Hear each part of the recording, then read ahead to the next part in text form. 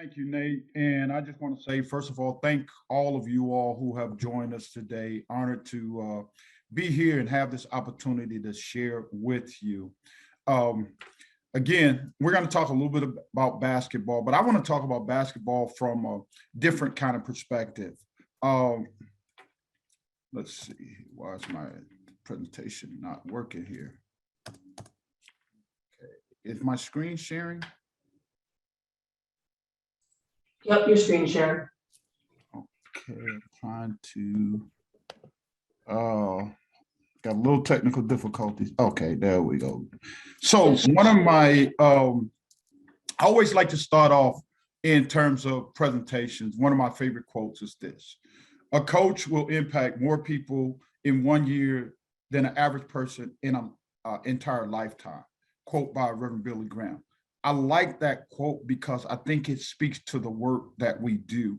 That coaching is really about influencing, and particularly us giving an opportunity, right, to influence and have impact on the lives of young people. I think as we start, a couple things. I think when we talk about basketball, right, uh, a lot of people, when they get into this, particularly a lot of young coaches, we know the what and the how. The what is a sport called basketball. You put the ball in the hole, and the one who scores the most points is victorious. We know the how, that you're supposed to have offense, defenses, sideline out of bound plays, baseline out of bound plays, special teams, all of those kind of things. But I think the one of the biggest challenges in coaching is really understanding your why. And I say that because I know that everybody probably here, and you go to most of these clinics and seminars because you're looking for ways to win, right? New offensive, defense, all of those kind of things, ideas about how to win. And to me, I think a lot of my success have been in the why. And let me just tell my story a little bit, how I got into coaching. I had a friend of mine by the name of Clyde Turner, who was a former player for the University of Minnesota, who, when I was in college, who was like a big brother to me. And it's funny because when I got out of college, he was actually a program director for Big Brothers in the Twin Cities of Minneapolis.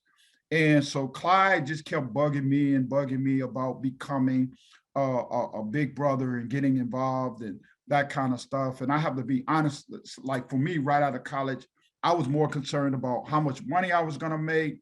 I grew up in a household with two teachers, and the last thing in the world I ever thought that I wanted to do was work with kids. But Clyde was very convincing. I would go on and I would become a big brother. And I was partnered with a young man, a 13-year-old young man from a single family household. And the more time that we spent together, one of the things that we found that we really had in common was a love for the game of basketball.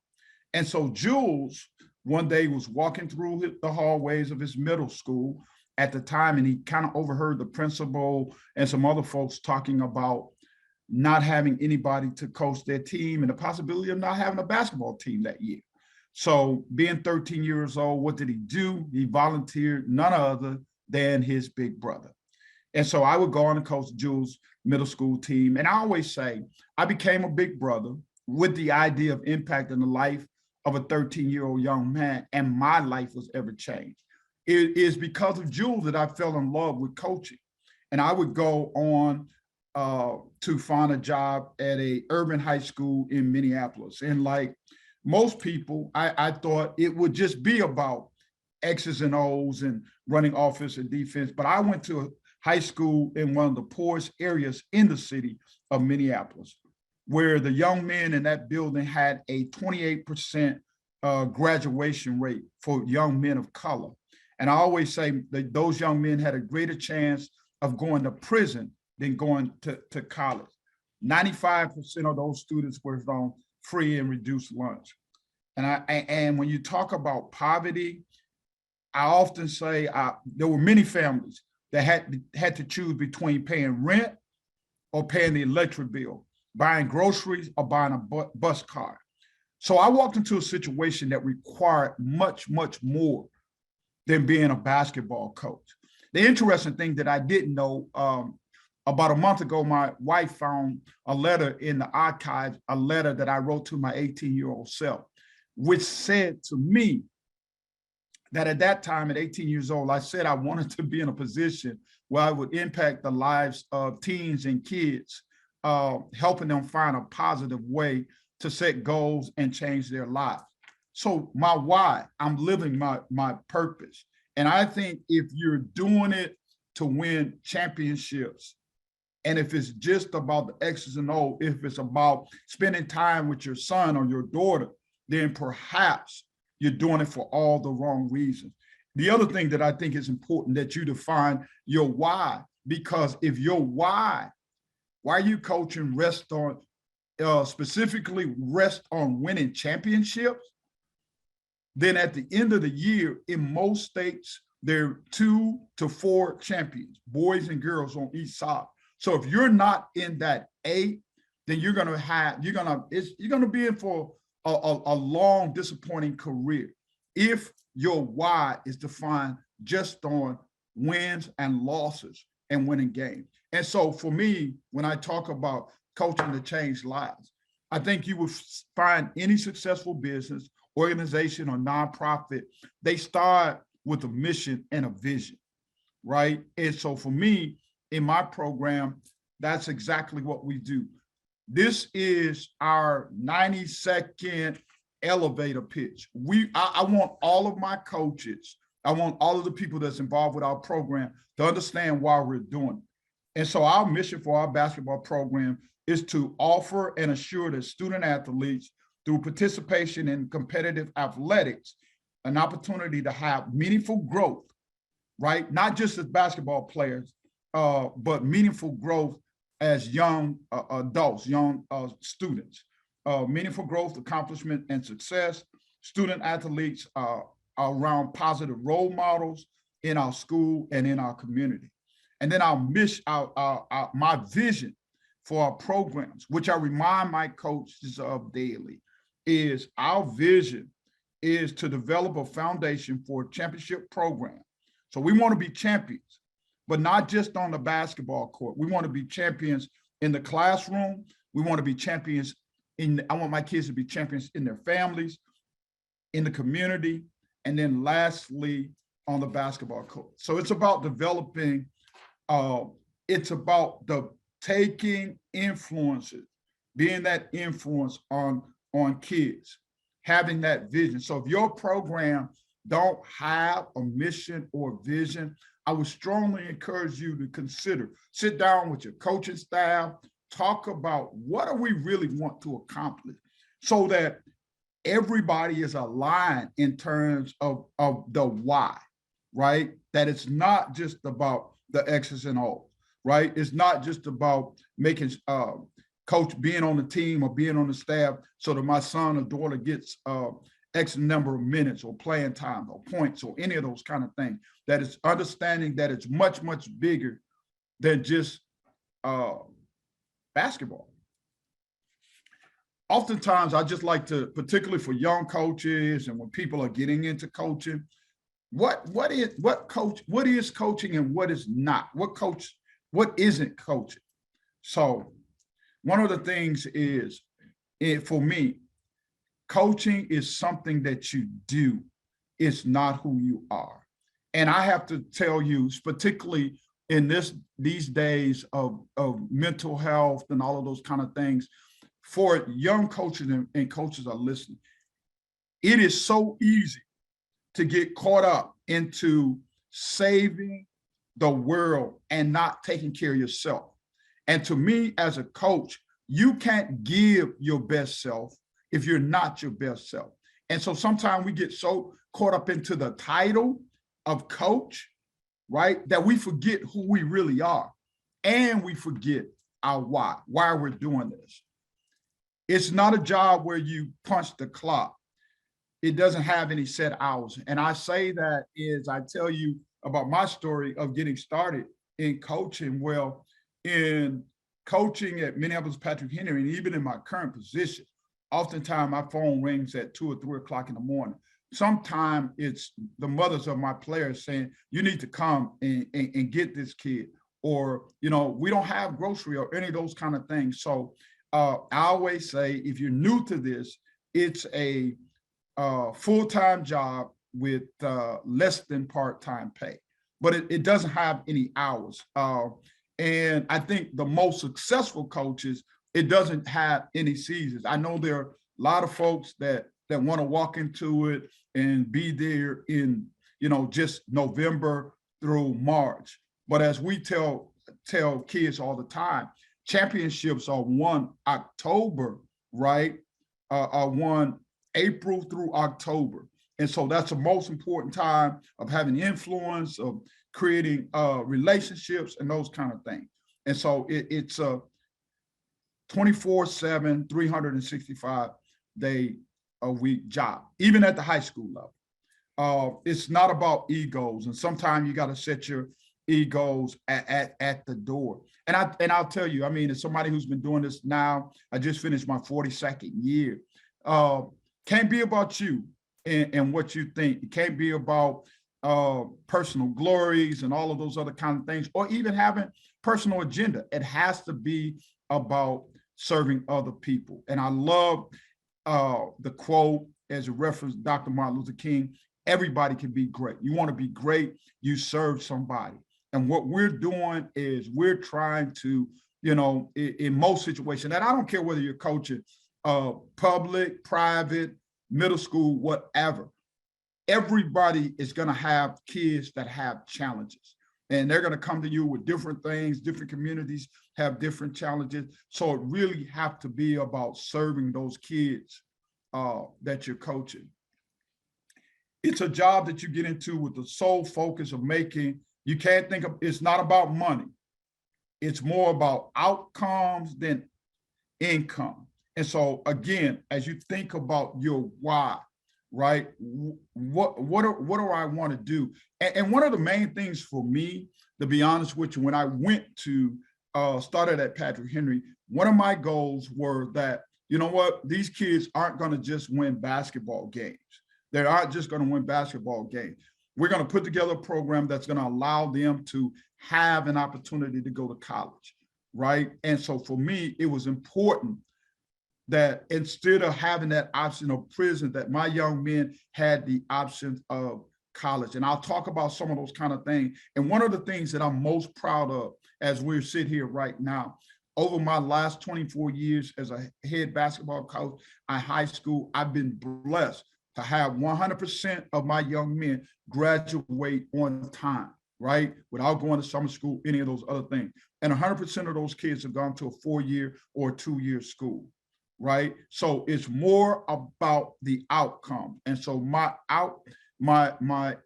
for me, the purpose, my why of getting into this was to make sure that these young men had options and not the wrong option. It's not about what's best for you. It's about what's best for your athletes and your team.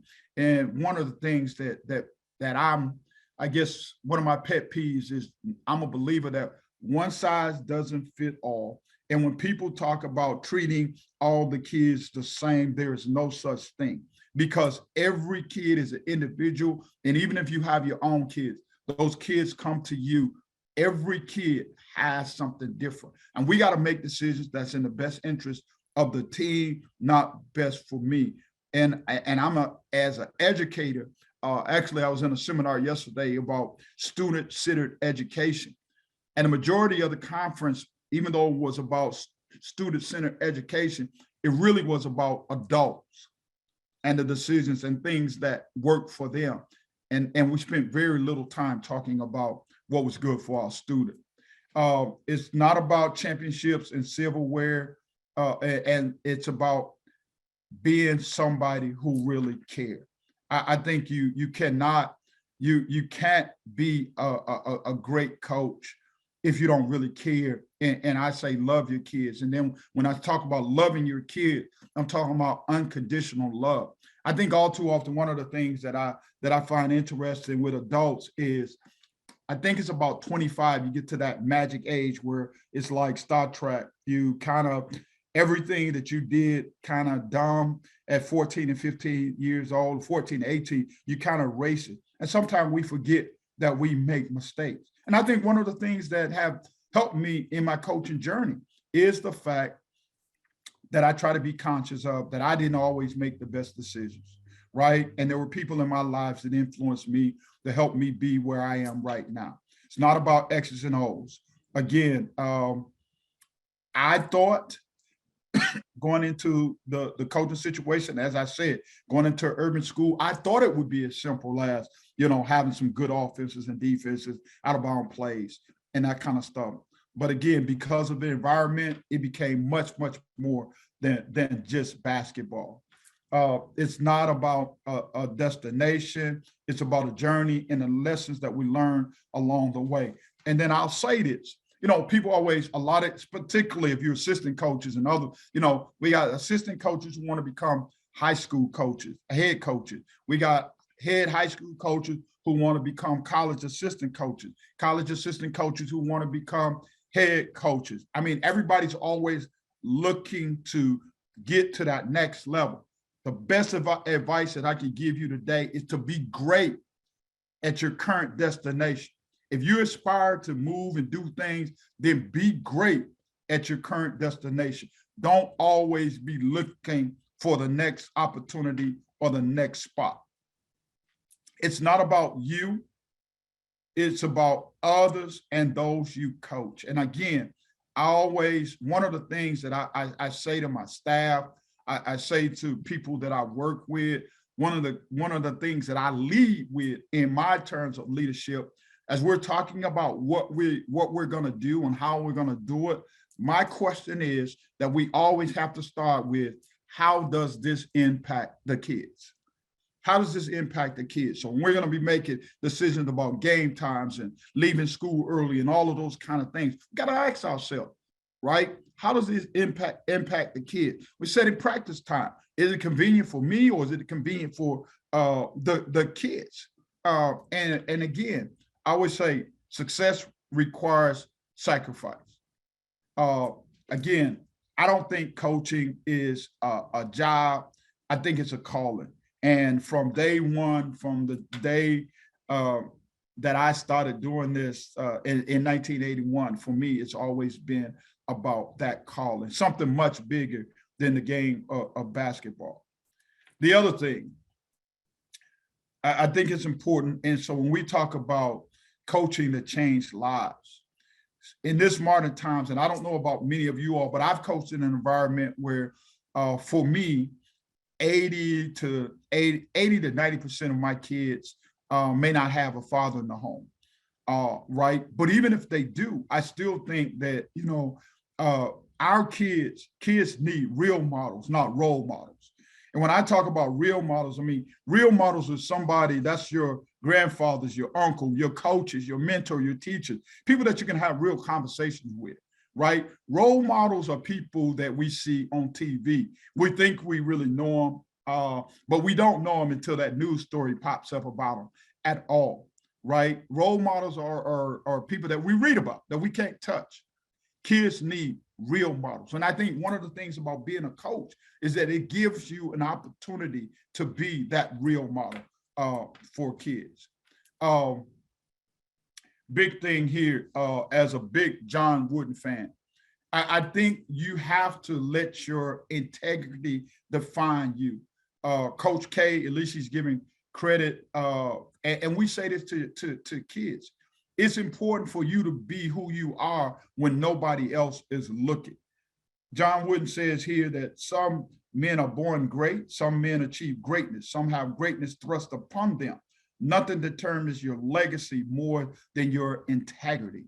And the most important thing that kids are going to remember, right? The kids are going to remember from you, right? Is that integrity, who you were, your character.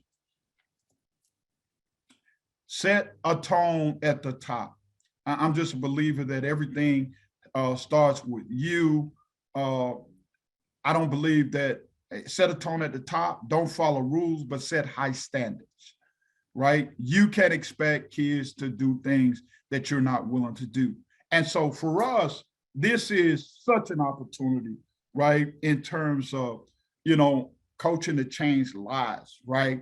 The importance of things that for me, that the game of basketball, lessons that the game of basketball have taught me. And I'll just say, when I think about one of the things that when in terms of setting high standards, I want our kids to know that the game, right? The game of basketball, no matter what level it is, whether that it's a traveling basketball, a great grassroots basketball, high school basketball, college basketball, professional basketball, it's all ultimately about business, right? And building a brand. And that's important. I want our kids to understand the importance of appreciation, gratitude, right? Gratitude, being thankful to the people that are impacting their lives. That's important. The importance of knowledge, right? Your attitude. So setting high standards, right? Because we all know that most of these kids, while they're inspired to play in the WNBA or the NBA, they have less than a 1% chance. And most of those are going to go environments. And I can say for me, I mean, it's been a long time since I've been in high school, but my foundation of understanding the importance of time management, being a good teammate, being a part of a family, and all of those kind of things got started on the basketball coach, right? And so it's important that you just, don't be one of those people that say, do what I say, right? Do what I say, but you want to be the model that they follow. So high standards, I think is critical. And then I think I always tell coaches as well, everybody, you got to have your non-negotiable. You got to have your non-negotiable. Modern days, I mean, kids don't always hear what we say, but they see what we do. Kids don't always hear what they say, but we see what we do. And I know if you're a parent, if you have teenagers, they're always looking to catch you in that aha moment. So you got to have high standards, and you got to have those things that are non-negotiable. Is it okay to show up at practice 15 minutes late, right? Is it okay not to go to study hall or do any of those kind of things? Places where you're not going to draw the line. I'll talk about this a little bit later, but we have all of our players they sign a player contract, and I'll bring this, you'll see it in the presentation a little bit, but you got to have high standards. Get to know your kids. Get to know your kids, and not just on the basketball court, right? One of the stories that I like to share, even in my first experience, as I was saying, when I went to Patrick Henry High School in this urban community, I had one of my star players. One day I got called to come to the office because they were about to suspend one of my kids because he had been caught stealing French fries out of the cafeteria. And because of the relationship that I had with this young man, I had been to the house a few days earlier. I knew that both parents was unemployed. The kid had been coming to school, they had been eating Skittles for breakfast because they didn't have anything in the house to eat. And so he wasn't stealing just because. This kid was actually stealing because he was hungry. And so because I knew the kid and had a relationship off the court, we were able to provide some of those support to these kid, and I was able to be an advocate for my kid because I knew him more than as being a point guard or as a power forward. Again, I just mentioned before, I had the pleasure of playing high school basketball with a young man by the name of Andy Garcia in one of the favorite movies that I have is a movie that he played in called Ocean 11. And all throughout that movie, they're constantly saying, you need to know that somebody is always watching. And again, as we're talking about coaching to change lives, right? They're not just watching what we're doing on the court. I've had young men, I mean, I know the importance of, they're watching to see how I communicate with my wife, how I treat my wife, how I communicate and love on my kids and my grandkids, all of those kinds of things. Not what I say, but what I do. Going back to being a real model, not a role model. So just know that, even when you walk outside of the building, when you're not, lights, action, camera on the basketball court, that there's people always watching you, and even more importantly, one of the things that I've experienced as a coach, oftentimes there are kids who doesn't even play basketball, but they've just watched the way that I have relationship with my kids, my players in the building, right? Off the court, in the community, things that we do and how we do it. So it's important to know when we accept these, I say this to my kids all the time. One of the things that we have to learn, the day that I decided to become a basketball coach, period, I lost in a way the identity of just being Larry McKenzie. If I go out and do anything crazy right now, the headlines will read Minneapolis North boys basketball coach. And then it will say Larry McKenzie. But that's what the world begins to see you as. And so just know, again, that people are watching you. It's important as a coach that you stay on top of things. And when I'm talking about things, staying on top of your kids' grades, right? Staying on top of what's going on in the community. And a lot of things come with that, particularly for those of you, our basketball coaches. I think right here, what we're talking about, a lot of folks are very anxious to get from that second seat into that first seat. But you need to really know what your head coach is doing. You need to know about the scheduling, the fundraising, all of those other kinds of things that go into coaching, right? What's going on. And again, it's important to know opportunities that exist for your kids in the community, mentoring programs, all of those other kinds of things, relationships with counselors in the school, if you're in the building or not in the building, all of those kinds of things. Again, leadership starts at the top. I love one of my favorite quotes that I use quite often is a quote that I got from Coach Kevin Sampson. Coach Sampson said, "You can't teach what you don't know, and you can't lead where you won't go." So you have to know it before you, and then he says, "Nothing is ever taught until it's learned, and nothing is ever learned until it's taught." So stay on top of things. You have to know what's going on. Now let's talk about the components that I use.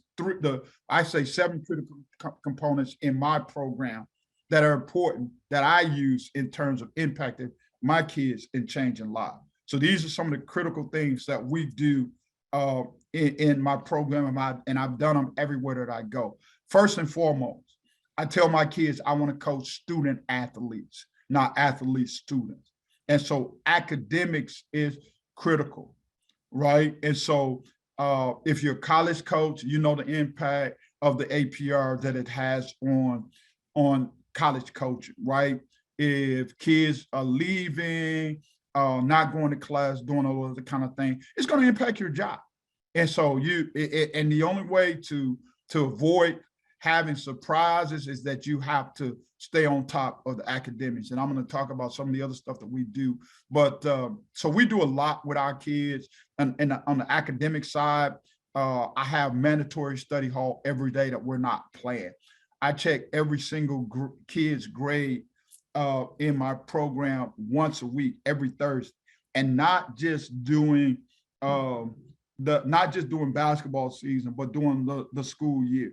You have to stay on top of, and I know even though the kids go from football to basketball or to track and other kind of things, I mean, particularly if you got kids coming back, you need to stay on. You don't want to surprise come next November that so-and-so don't have a number of credits or they slipped or any of those kind of things. You want to stay on top of the academic. We provide tutoring on those days that we have mandatory study hall. One of the things that I'm extremely proud of, when I went to Patrick Henry, I inherited a team with a 1.6 GPA. When I left there after 9 seasons, I had a team GPA of 3.4. and 5 African-American males who had made the National Honor Society. As I told you my story, it was a place where the graduation rate for African-American males was only 28%. And so that was quite the accomplishment. This past season, this last semester, as we closed the basketball season, we had 12 out of 12 players that was on the AB honor roll throughout our program, from freshman through varsity. 97% of our kids were AB honor roll. We have a team GPA currently of 3.45, and one of our players academic all-state. So I want to coach student athletes. And one of the reasons when I talk about wanting to be different and change lives, I knew that if I could just, open the door to give our kids opportunity to go to college. When I talk about, that those kids at Minneapolis Patrick Henry, not only did they win 4 consecutive state titles, but the 100% graduation, 33% of those kids right now who have college degrees, and many of them are educated. So academics, we want student athletes. I encourage you to get involved with professional development, right? Other coaches, and many of you are here because of that reason. So you're doing that. But I require my coaches to go to a coaches clinic in the spring and in the fall. If not, I won't renew their contracts, right? You can't teach what you don't know. You can't lead where you won't go. So just some of the listing of the memberships that we're involved in. One of the things that I'm extremely proud of as a high school program, all of my coaches currently at Minneapolis North are gold card certified. So they go through the process. So, we want you to keep learning, right? You can't expect the same way that we want kids to work on their game in the off season. I want my coaches to work on their game during the off season. Good, better, best. Never take a rest. Your good can always be better than your best. And then, like any other team, the importance of player and team development. Constantly working on player development skills, nutrition. I think nutrition is extremely important. It's not something, particularly at the high school level, that we spend a lot of time talking about. But if you don't take care of your body, if we don't teach kids to take care of their body won't take care of them. And I think it's extremely important in this current environment because kids are playing more games than the professionals are. And so if they're not eating right and taking care of their body, it may not break down in the summer, but just to lose that kid during the wintertime, that kind of stuff can have a major impact on the team. Talk about basketball IQ. And so one of the things that I do a little bit different, shared with a group this past weekend, in turning our kids around basketball IQ and increasing their understanding of the game. When we have our study hall, we have 1 hour. So our kids get out of school at 3:15. Between 3:15 and 3:30, we provide them with a snack.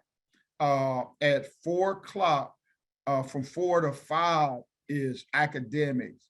And from 5 to, we have 45. And so from 5 to 5:45 is what we call life skills. And part of that life skills is we spend 1 day a week playing chess, teaching our kids to play chess, because I want our kids to understand that is how the game is played, whether it's offense or defense. If I can get my kids to understand when he do this, I do this, and then I'm ready for the next move. So playing chess is a great way of training your kids around basketball IQ, mental process of the game. Team building. We spend a lot of time at team building. I think it's important, again, as we're talking about coaching to change lives, remember that basketball team becomes their family. And a lot of kids, particularly if you're coaching in inner city environments or wherever, right? Kids want to belong to something. Kids want to belong to something. And that basketball program is that something. So it's important for that to be a family environment. And everybody understands the roles within that family.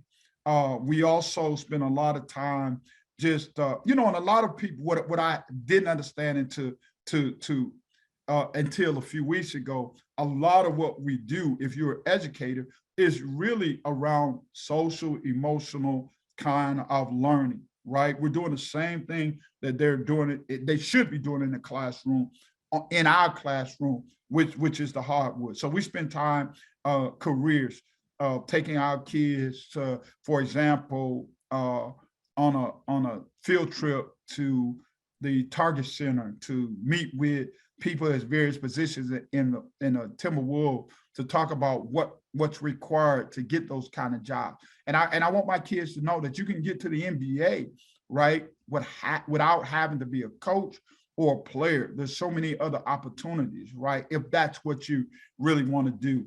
Scouting, preparation, critical things in terms of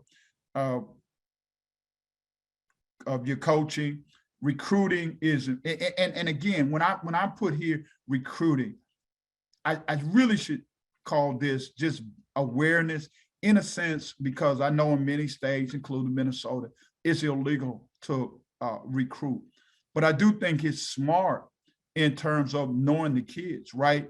Knowing kids in your community, knowing who those players are, knowing who might and who might not come to your school, having an opportunity to say that it may not be a good fit in terms of what you do. So having a relationship with feeder programs and anybody else that's working with youth basketball programs in your community.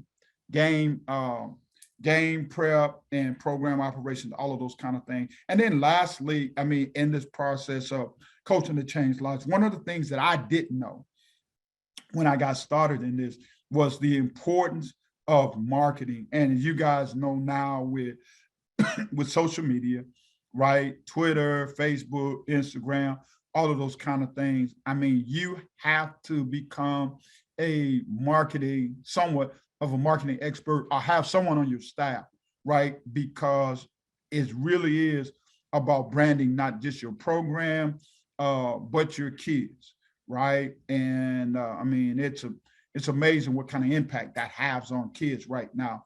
And then for me, a lot of us want to just coach, right? Sometimes, but when you go into a program that don't have a lot of resources, it requires that you learn some skills around fundraising. And then I know this other one is a big topic, and this is about parent coaches relationship. And one of the things that I believe in is that if you really, a lot of time, obviously parents want what's best for those kids. But if you don't want to have a lot of parent issues, get to know not just the kid, but get to know those families. Because if parents need to trust you with their kids, and if they feel like they can trust you, and you have a relationship with them, then you're going to have a lot less problems around parent and coaches relationship. We already talked about putting academics first, so I'm going to talk about what I call my A+ program. One of the things that I know for so many of our kids at the beginning of each year, as we circle up, I ask my kids, how many, raise your hand if you're going to be the first one to go in your family to go to college. And even in 2022, right, the majority hands are still going up. And then I ask my kids, do your parents have a college fund? And not many hands go up, if any at all. So again, while it's not the end all be all for a lot of these kids, it really is more than about playing basketball. For a lot of these kids, one of the things that I recognize that they see it as they wait out, right? And my job is to help them navigate that. And one of the only ways of doing that is through academics. And I tell kids, my experience have been this, and I've been blessed. I've had 31 Division I kids. I've never, ever, ever had a coach ask me about how many rebounds, how many points, any of those kind of things. What kind of student are there? What kind of kid are there? So if we're going to help them and put them in a position to change their lives, the most important stat that they'll ever have is not called not how many points they score, how many rebounds they get. It's called GPA, SAT, ACT. I want my kids to know that, playing basketball is a privilege, not a right. And so when you get an opportunity to put that uniform on, you're representing your school and your community. We talk about, and I'm going to go into it here, the importance of partnering, right? It's collaborating, partnering with parents, administration, and all those people who are involved with that kid's life on and off the court. One of the most important things that I've done when we talk about changing lives, I have kids. I mean, we live here in Minneapolis and St. Paul, and the Mississippi River and a bridge that separates Minneapolis from St. Paul. Many of our kids never get outside of the city. And so at the beginning of every year, we start our season. Once the team is picked, I take my kids about 45, 50 miles outside of the city, usually to like a YMCA camp space or something of that nature, and we do a team retreat. And part of that is just getting them outside of the city. And that's the team building, me getting them an opportunity to know my kids. And we start every retreat with, why are you here?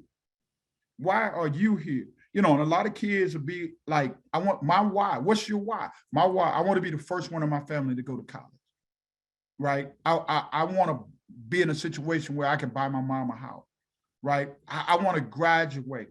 Once I know their why and they understand my why, now we begin to have accountability process. And so I can hold them accountable and they can hold me accountable. We also try to provide all of our kids with a mentor. We've been blessed to have a relationship with a group of men here in the professional African-American men who we partner with our kids based on what they think they want to do in their professional lives, right? Their backup plan for when they don't want to make the NBA. So when we talk about academics, I have what I call my A+ program. And this is a letter that I use. I send this letter to parents, administration, and all of the staff in the school. And you can see we talk about the importance of working together, right? That we first have to be a team. And in being this team, so what we want to, in terms of accountability, we're asking that all of our players sit in the front 3 rows of the classroom, if possible. Notify me by phone or email if a player is late or absent. Notify me if any assignments are missing, scheduled tests or paper or anything tutoring need, behavior, all of those kind of things. So every teacher, every staff, parent have access to my email and my phone, right? And this A+ program then becomes a contract that's signed by both the player and the parent. And so everybody know what the expectations are in terms of accountability. And I say this to my parents all the time. I mean, the work that we've done over these last 42, particularly the last 24 years as a high school basketball coach, I say to my parents at our parent meeting, if your son do everything that we ask, the key word being everything, I guarantee that they will go to college. And it's not magical or any of those kind of things. I know that if I can get my kids to a 3.0 and a 20 ACT, that there's going to be opportunities for them to go and play at some level. They may not all go play Division I, but they will have a chance to get into a college. Athletic development, no different than what many of you all are doing, as part of our A+ program. So that's, making sure we have every morning, gym doors open 6 o'clock a.m. I have one of my coaches, sometimes we rotate for the breakfast club. You go in, work on what you need to work on. And I think it's important too that, that somebody's there, we do what we call in the educational world, it's called a individual learning plan, but a plan for each kid. You need to work on your ball handle. You need to work on your mid-range. You need to get stronger in the weight room, those kind of things. And so we provide that with our kids, and then we provide the staffs to support them in achieving those goals academically. And then we do a lot of character development. I mean, again, when I'm talking about coaches that change lives, again, for many of my kids, and I'm certain for many of your kids, right? A lot of times the only, and it's not a great thing to say, but you might be the only positive male or female in the life of that kid. And so we spend a lot of times on character development, right? Being on time. I move my practices around. Sometimes we go 6 o'clock in the morning. Most times we go at 6 p.m. But what I say to my kids, there's no guarantee that you're going to have a job, right? That starts at 9 o'clock. So a lot of what basketball as that tool of preparing our kids to be champions, not just on the hardwood, but in life, right, is you got to show up on time, right? You know, one of my friends often say, in life, you don't get a second chance to make a first impression, right? So kids have to understand that. You go to a job interview, you're driving, you drop mustard on your tie. You can't walk into that interview and say, oh, I'm sorry, I dropped mustard on my tie. Can we do this again tomorrow? It is what it is. And so it's important that we understand, for me, what opportunities I have in terms of sharing life lessons with my kids. And I tell people, one of the reasons when we talk about changing lives, going back to my early story, in addition to Jules, right? A lot of what I do and why I do it is because I was blessed with a great mentor in college. And over the time, one of the things that my mentor, I would always, you know, try to take him out to dinner or do other things. He never allowed me to pay for dinner, lunch, give him gifts or any of those things. He always said to me, Mac, when the time comes, I want you to allow other young men to stand on your shoulders the way that you've stood on mine. So a lot of my approach may be different because I feel like I owe my mentor that much. But I understand the importance of having adults in your life. And I always say, you know, one of the things that I find interesting is I wasn't the easiest player to coach. And I often tell my kids that Larry McKenzie couldn't play. Larry McKenzie couldn't have played for Coach McKenzie. And so, again, the character development and all of those kind of things for me is about making sure, you know, kids don't make some of the same mistakes that I've made. I always say, if you walk across the street, if I walk across the street and get hit on a green light, you don't have to have that experience. And so for me, basketball has become a tool, right, of making a difference. I'll close. I mean, as I tell this story, when I took the job at Minneapolis North, first thing I did was I went through all of the grades and I got rid of a lot of the kids. And I kept one kid who actually met the grades and what I was looking for as a coach, and who knew the importance of academics and being a student athlete. That young man has gone on to play. He ended up choosing to play football at the University of Minnesota. He got drafted by the Tampa Bay Buccaneers. He was the first one in his family to get a college degree. And now he's changed the whole trajectory of his family. And so we like to think that we've been a part of that because of the way that we coach, understanding that while it's a game and we want to win, it's also winning is making a difference. The win is when those kids walk across the stage. The win is when they get a high school diploma. The win is when they get a college degree. The win is when you get invited to those weddings. I've been very blessed, and you know, I don't want to sound arrogant or bragging, but I most recently was inducted into the Minnesota State High School League Hall of Fame. And I don't think it's because of the greatness of my X's and O's or any of those kind of things. I think my success has come because I've loved my kids unconditional, and because I've loved them and coached them that way. When they take the court, they play for me that way. So I don't think, I shouldn't say I don't think, I know it's much more beyond X's and O's, right? It's about making a difference. And so we've been blessed. Imagine, and I'll close with this. All of us here have opportunities. We could be doing a whole lot of things, building buildings. We could be in construction. We could be doing a whole lot of other things, but we've been tapped on the shoulders, right, to make a difference in the lives of young people. I don't think there's anything greater. And I want to close with something that I do every day, and then we'll go into the question. But I do want everybody to unmute and repeat after me. And so this is something that I do before every practice, before every game. And I should have done this before we started the presentation, but I want you to join in with me. I want to leave you with what I call my polar creed. So if you could just unmute and repeat after me real quick, and then we'll go into the question. Give you a second to unmute, those of you that desire to do that. And then repeat after me. This is the beginning of a new day.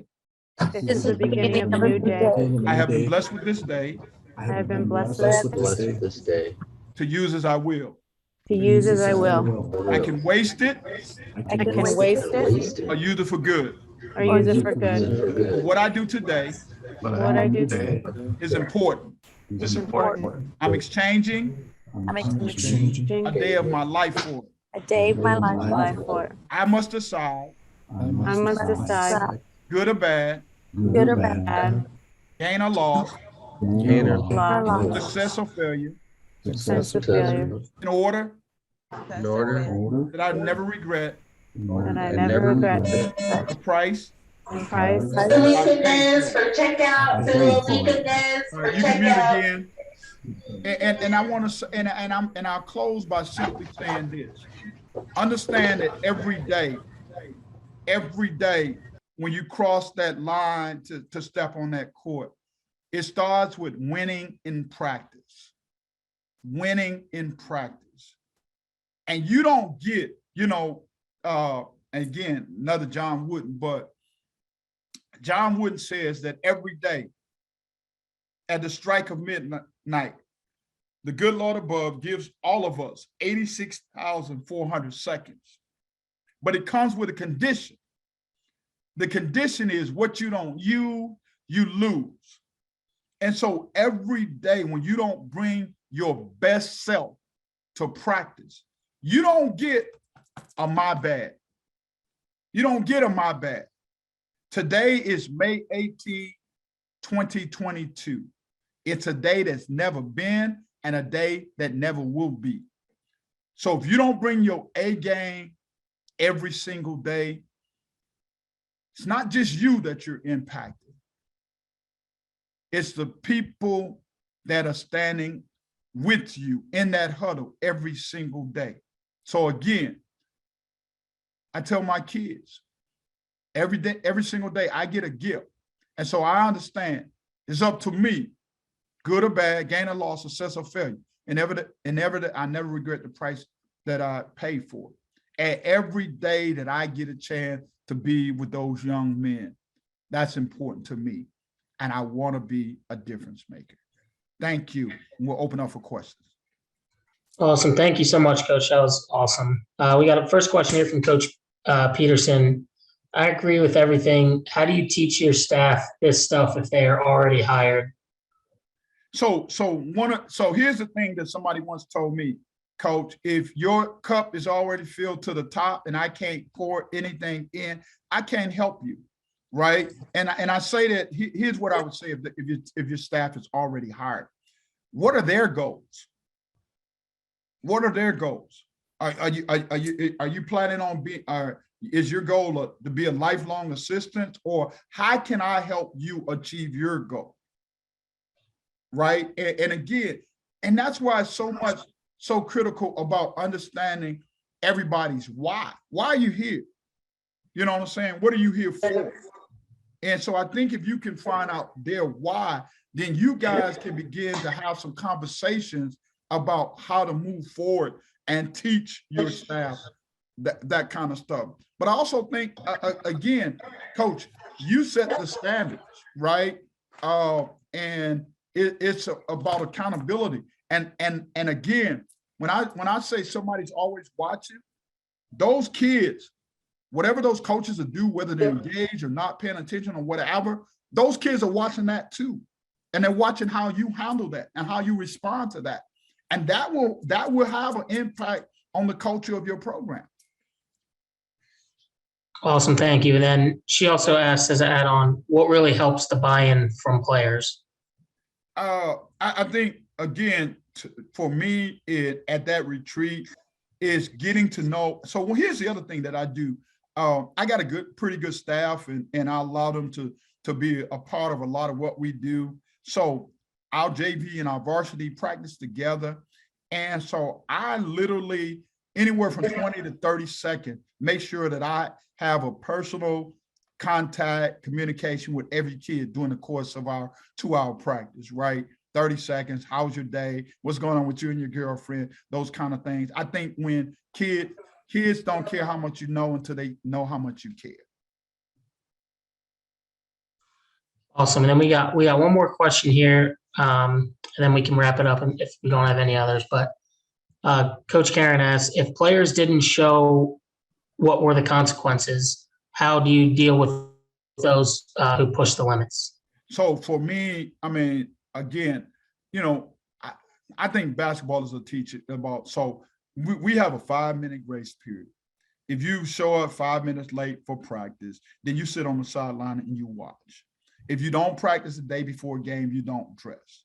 And all of that's communicated to my players at the beginning of the season. It's communicated to their parents. And so I think, again, I didn't talk about this a lot, but I think your culture of your locker room and those kind of things, and what your non-negotiables, those things are really important. And I'm gonna tell you, once it happens a couple times and kids see that you're really, when you say you're gonna do something, you're really gonna do it, it changes a whole lot of things in your program. Awesome. Well, thank you. And if we have no other questions, Coach, that was incredible. And I think the reason we don't have a lot of questions is because you pretty much covered everything in your PowerPoint and your presentation. So thank you so much. And to the coaches that hopped on today, we really appreciate your time. Coach, and we'll make sure that this is recorded and sent out to all the coaches who couldn't attend but did register. Again, if you guys want to say anything else to Coach, please let me know, but I'll give it about 1 more minute.